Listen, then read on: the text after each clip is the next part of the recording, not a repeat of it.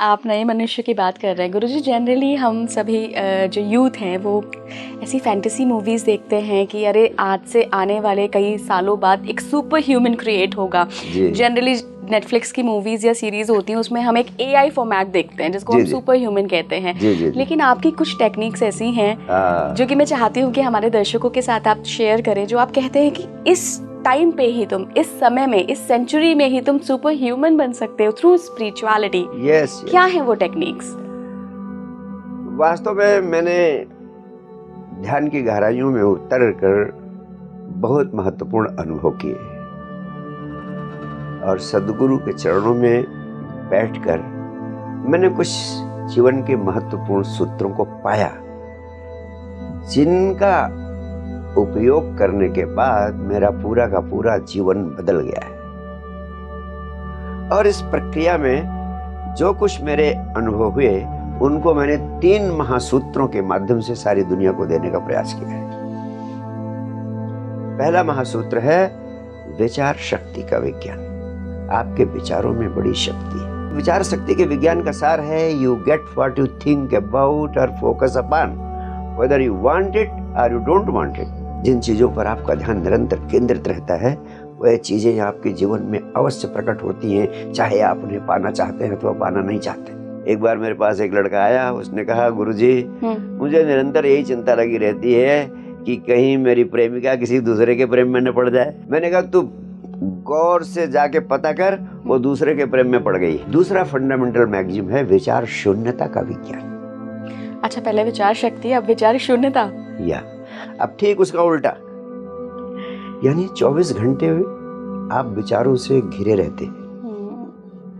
Not even a single moment is there when you are without any thoughts.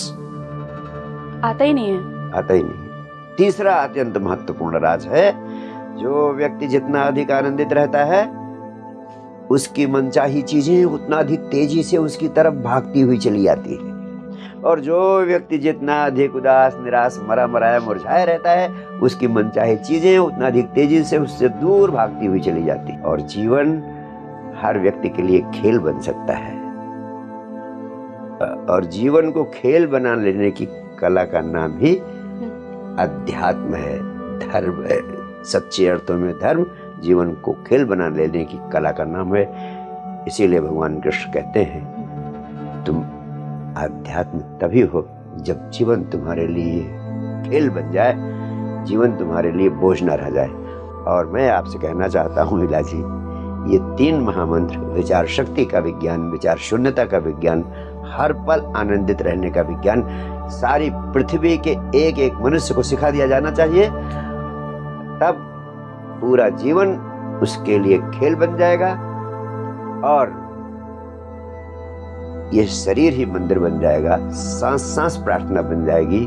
अलग से बैठकर पूजा पाठ करने की जरूरत नहीं रह जाएगी। इस पृथ्वी से युद्ध हमेशा के लिए विदा हो जाएंगे और पुराने धर्म, हिंदू, मुस्लिम, सिख, ईसाई, इन सारे धर्मों की विदाई का वक्त आ गया है। इन सारे धर्मों को भी अब विदा कर देना चाहिए, क्योंकि इनके नाम पर बहुत संघर्ष हो रहे हैं, बड़े युद्ध हो रहे हैं, बड़ी अशांति पैदा हो रही है। देश देश से लड़ रहे हैं, समुदाय समुदाय से लड़ रहे हैं, और पूरा संसार युद्ध की महाविभीषिका के लिए तैयार खड़ा है।